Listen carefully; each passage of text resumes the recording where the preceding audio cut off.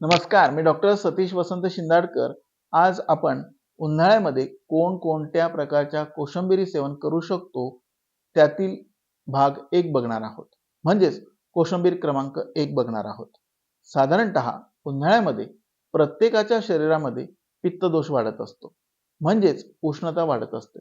सृष्टीतील उष्णतेमुळे आपल्या शरीरामध्ये देखील उष्णता वाढून शरीरातील पाणी कमी होत असते. अशा वेळी आहारातून पित्त कमी करणारे आणि पाण्याची कमतरता दूर करणारी कोशिंबीर सेवन केली तर निश्चितच पोषक तत्वांसोबत उन्हाळा सुखकर केला जाईल.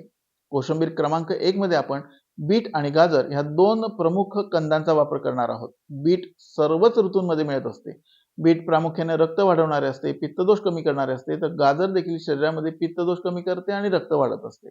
गाजर आणि बीट या दोघांना समप्रमाणात घेऊन बारीक किसावे आणि त्यामध्ये आपल्या आवडीनुसार, चवीनुसार साखर, जिरेपूड, लिंबूचा रस आणि सजावटसाठी कोथिंबीर टाकून त्यावर तेलाचा तडका द्यावा. तेलाच्या तडक्यात मोहरी, जिरे, कढीपत्ता आपल्या आवडीनुसार टाकावेत. अशा प्रकारे उन्हाळ्यात उष्णता कमी करण्यासाठी, पित्त कमी करण्यासाठी आणि रक्त वाढवणारी कोशिंबीर प्रत्येकाने सेवन करावी. बीट उपलब्ध नसल्यास अशा स्वरूपाची केवळ गाजराची देखील कोशिंबीर उन्हाळ्यात आपल्यासाठी आरोग्यदायक असते. नमस्कार.